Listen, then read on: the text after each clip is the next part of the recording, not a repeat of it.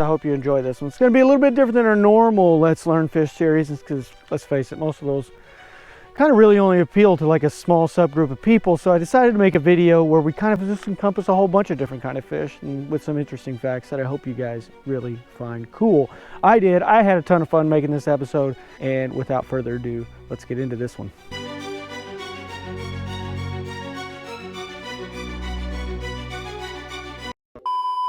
One of the really cool fish that I've always thought was really neat, and I've actually fished for these before up in Wisconsin, and that's a muskie. And so I thought about doing a Let's Learn Fish series on muskie, but I decided to just we're just gonna hit and run on this one. Muskies are a super interesting fish. For example, it's now widely accepted that throughout the scientific community that muskies are actually a seafaring creature, that they once were, that they evolved from the shallow seabeds in southern Europe. However, they're an entirely North American species today. You won't find them anywhere else.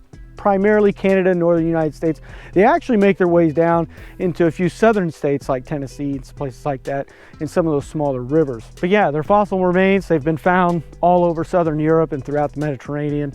So these things were 100% seafaring creatures. It's also widely believed that the muskie was just basically an evolved pike. However, we know now that that's not the case, that they actually evolved separately from one another, completely independent. Fun little fact about pike is that they're old. They're incredibly old. Matter of fact, the majority of pike evolution actually took place about 419 million years ago during the Devonian period. So these things go back a long, long time. However, if you were looking at that fish then, you probably wouldn't recognize it as a northern pike, right? Nope. Now, when they say that the majority of it evolved, what they're basically talking about are the basic foundations, the building blocks of the entire lineage of this fish, right? That was all done out 419 million years ago. It wasn't until about 80 million years ago that we would actually see a fish that you would look at and have absolutely no problem identifying as a northern pike. To put all that in perspective, however, that was 80 million years ago. So you're talking about, if you were above the surface, it was Tyrannosaurus rex and Triceratops. Below the surface, you had things like northern pike.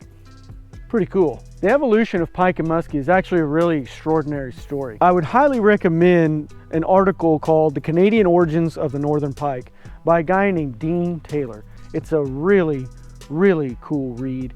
And if you guys want to know about those kinds of fish and where they all came from and the whole, how did they end up in North America, which is also an unbelievably cool story. Oftentimes we think about things crossing the Bering Land Bridge, but do you really think about fish? Like, how did fish do it? Well, they did, because apparently there was rivers and streams that crossed Beringia. Pretty cool. And that's how they got there. The next one we're going to talk about is probably the most popular game fish in North America. Yes, you guys all know what I'm talking about, and that is the largemouth bass. That is also the most interesting thing about the largemouth bass. Just kidding. So bass can actually swim about 2.5 times their body length per second. If you think about that, that means like basically a young of the year fish, a fingerling, he's gonna swim like a couple of feet per second, right? Whereas a 20-inch fish, you know, a 3.5, 4-pound fish, a good sized fish, he's gonna swim like 12 miles an hour, much faster. There's actually one more cool thing. It's actually believed that largemouth bass are one of, if not the smartest fish in freshwater in North America. How do we know that?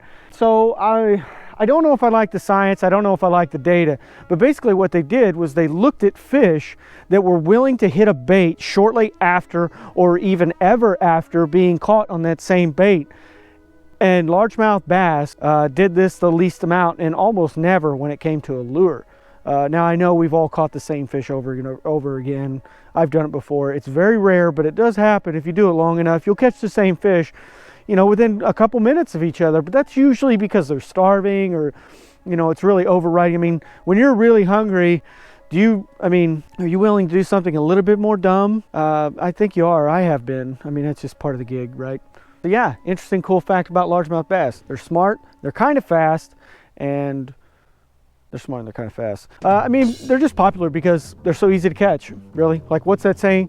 God made bass so everybody could catch a fish. He made walleye so, I don't know, something like that. So it is believed that something like 1,200 species of catfish are actually venomous in the entire world. So a Michigan grad student posted a paper, he published a paper, in 2009, where he basically made a claim that maybe as many as 1,600 catfish species across the world are actually venomous, including several that we have here in the United States. I'm not going to list them all.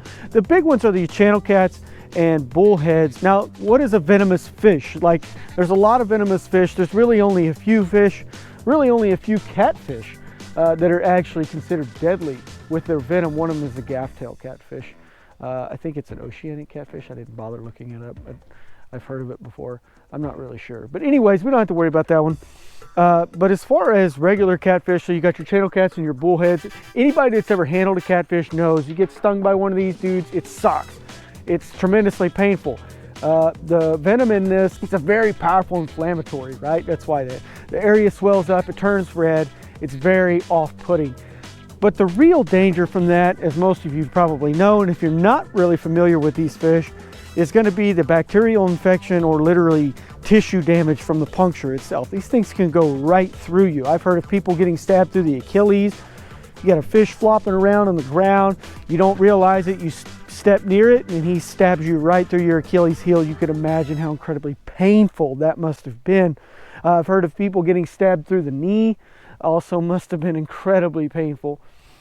So those are just some of the things you have to watch out for. But again, basically this is a thin membrane over a venom sac, punctures your skin, tears open the membrane, venom is released into your open wound.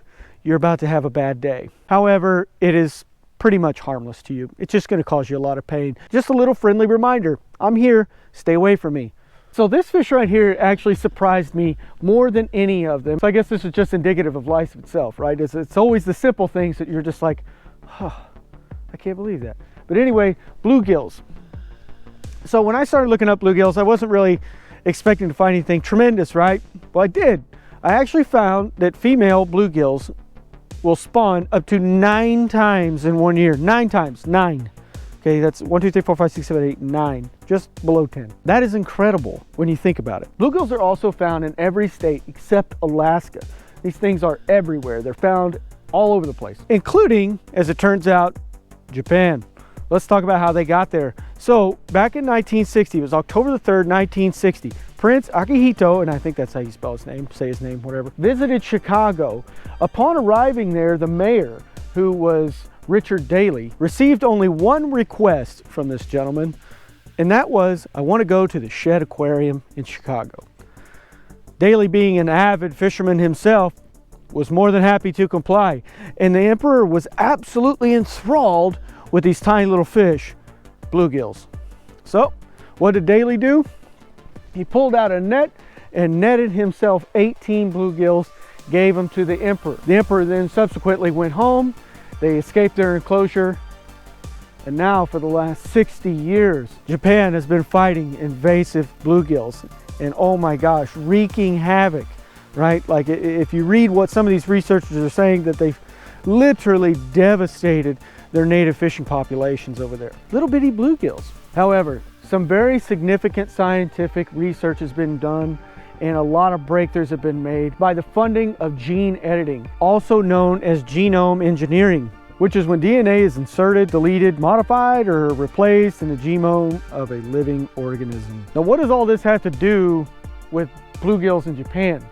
Well, it's quite interesting. Through a process called CRISPR, they have the potential to sterilize or at least cripple the breeding population of bluegills. This technology has been developed over the last 25 years, and they're going to try and use it on these bluegills. If they can render enough of them sterile by genetically re-engineering some of them, that they're hopeful that they can actually eradicate bluegills from the Japanese mainland. Now, I don't know if you can tell where I'm going with this. What this essentially means is, if it is successful, is it may offer the first and only ever solution to the Asian carp pandemic that's here on this continent right now. This is the only way that we may ever actually see our rivers recover to the state that they should be at. As you can imagine, this made me really excited. Guys, I really hope you enjoyed that video. If you didn't see anything about the fish that you wanted to see, don't worry, I'm gonna make a ton of these, where I'm gonna cover a whole bunch of different fish. Okay, so if yours wasn't in this one, just wait for the next one. It's coming. So as always, I appreciate you watching. Hit that subscribe button if you'd like to. You guys are freaking awesome. I love that you guys come here and watch my videos. I really appreciate it. I really love making content for you guys. Now I'm gonna go fishing and hopefully get another video for you. I will see you in the next one.